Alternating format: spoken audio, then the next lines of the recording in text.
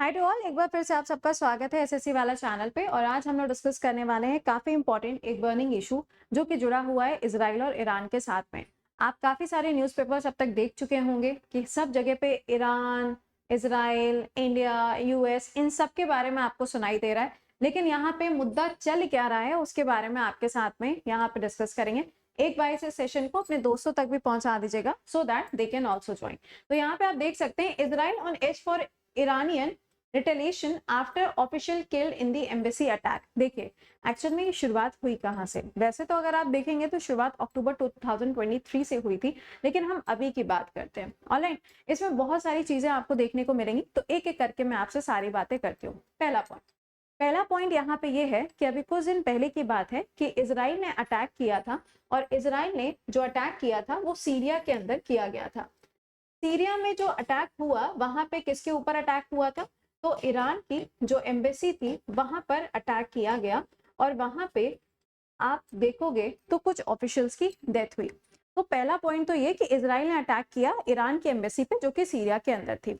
Second point यहाँ पे ये निकल के आया कि जब ये अटैक किया गया तो अटैक होने के बाद में यहाँ पर इजराइल ने जब ये सारी चीजें बोली या फिर ये सारा काम जब किया इजराइल ने, तो उसके बाद ईरान ने अपनी तरफ से कुछ अनाउंसमेंट किया। ईरान ने यहाँ पर ये बोला कि अगर इजराइल इसी तरीके से करता रहा तो आने वाले टाइम में ईरान जो है वो ई बॉम्ब्स का इस्तेमाल करेगा। और यहाँ पे ये जो बॉम्ब्स की बात हो रही है ना, ये बॉम्ब्स क्या करते हैं, पूरी तरीके से इलेक्ट्रिसिटी को गुम कर देते हैं, है ना।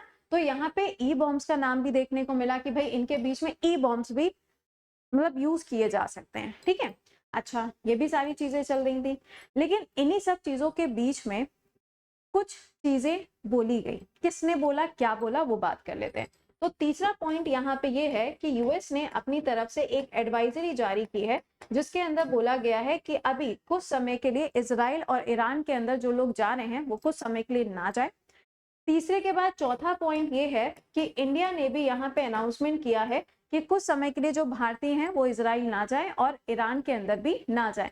लेकिन अगर आपको याद हो तो अभी कुछ समय पहले एक ग्रुप भेजा गया था इजराइल के अंदर, और वो ग्रुप गया था हरियाणा और यूपी की तरफ से एज अ लेबर वहां पे काम करने के लिए।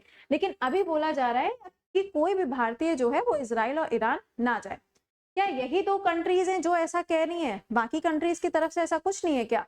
बाकी कंट्रीज की अगर हम बात करें तो जर्मनी, स्पेन, मतलब यूरोप के बहुत सारे देश ऐसे हैं जो ये यहाँ पे हिदायत दे रहे हैं लोगों को कि भाई आप पूरे के पूरे ये जो आपका मिडिल ईस्ट एशिया है वहां पे ना जाएं। और इन सब चीजों के बीच में जो रशिया है, यहाँ पे पांचवा पॉइंट, इन सभी चीजों के बीच में जो रशिया है, रशिया तो कह रहा है कि भाई मिडिल ईस्ट में जाना इस समय पर सबसे बड़ी खतरे की घंटी है, क्योंकि यहाँ पे कभी भी कुछ भी हो सकता है, ऐसा रशिया के द्वारा कहा गया। ठीक है, अब ये सब चीजें चल रही थी, ये सब बातें हो रही थी, लेकिन इन्हीं सब चीजों के बीच में एक बार फिर से कुछ अनाउंसमेंट्स आपको देखने को मिले। यहाँ पे आप देख पा रहे होंगे कि जो एम्बेसी में अटैक हुआ था उसके बाद में क्या हुआ।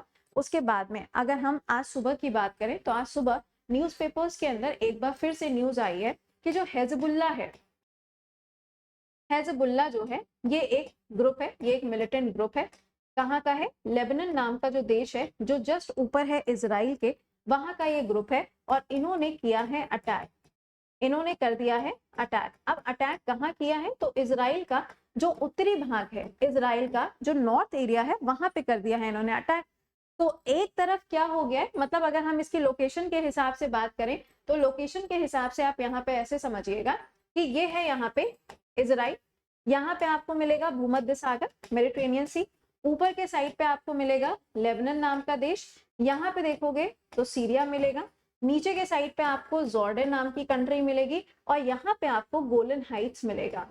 क्या है? गोलन हाइट्स की लोकेशन आपको यहाँ पे मिलती है। और ये जो लोकेशन आप देख रहे हो यहाँ पे आपको मिलती है गाजा पट्टी, और इसी जगह पे है हमास ग्रुप।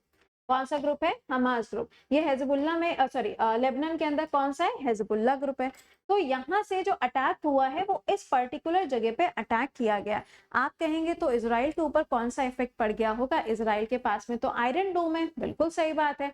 तो इजराइल ने अपने आयरन डोम का इस्तेमाल तो किया, लेकिन कुछ ऐसे रॉकेट्स, कुछ ऐसे ड्रोन जिनसे हिजबुल्लाह ने अटैक किया, उनको डिटेक्ट नहीं कर पाया आयरन डोम, और डिटेक्ट ना कर पाने की वजह से क्या हो गया कि वो नॉर्मल जगह पे जाके गिर गए। अब गिरे हैं कहीं ना कहीं जाके तो ब्लास्ट करेंगे तो आसपास के जो लोग हैं जो वहां रह रहे हैं वो क्या होंगे, उनको नुकसान पहुंचेगा। तो ये काम यहाँ पे हिजबुल्लाह के द्वारा किया गया।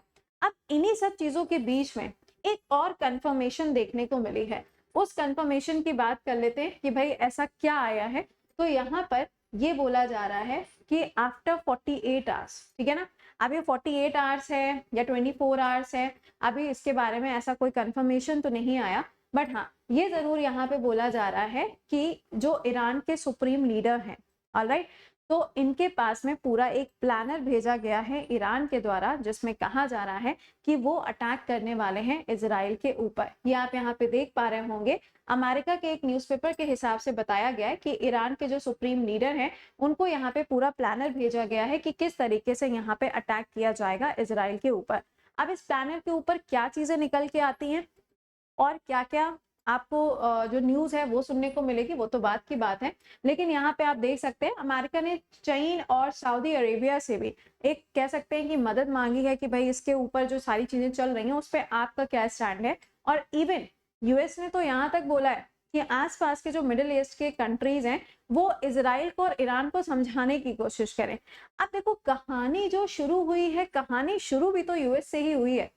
वंस अपॉन अ टाइम में अगर हिस्ट्री की हम बात करें तो ये कहानी स्टार्ट हुई थी P5+1 एग्रीमेंट के साथ में, जब डोनाल्ड ट्रंप हुआ करते थे। तो ये जो P5+1 का कॉन्सेप्ट चला करता था उसके अंदर ईरान को बोला गया था कि उनको अपना किसी भी तरीके से कोई न्यूक्लियर वेपन बनाने की जरूरत नहीं है, जब उनको जरूरत पड़ेगी तो यूएस उनके साथ खड़ा होगा।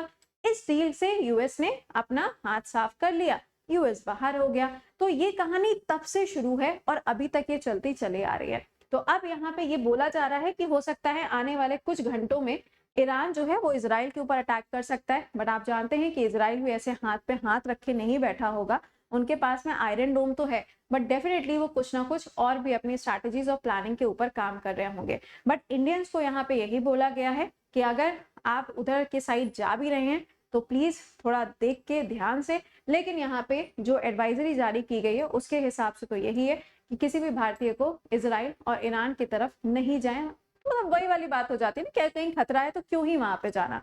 बट पॉइंट यहाँ पे ये बनता है कि उनका क्या जो बैच अभी भेजा गया फिर वो इजराइल से कैसे वापस आएंगे, या क्या यहाँ पे इंडिया अपना कोई नया एक ऑपरेशन चलाएगा जैसे कि ऑपरेशन अजय चलाया गया था, कैसे उनको इवैक्यूएट किया जाएगा अगर यहाँ पे ये सिचुएशन और भी ज्यादा बढ़ती है। तो ये सब चीजें जो चल रही हैं वो मैंने आज के साथ में शेयर की। आई होप कि आपको समझ में आ गया होगा कि पूरा मुद्दा चल क्या रहा है। तो आप मुझे कमेंट बॉक्स के अंदर एक क्वेश्चन का आंसर करके बताइएगा, जैसे कि मैंने अभी आपको बताया गोलन हाइट्स, ये गोलन हाइट्स कौन सी कंट्री का पार्ट है, कमेंट बॉक्स में लिख के बताइएगा। टिल देन मिलते हैं आपसे अगले session, till then bye bye, take care to all.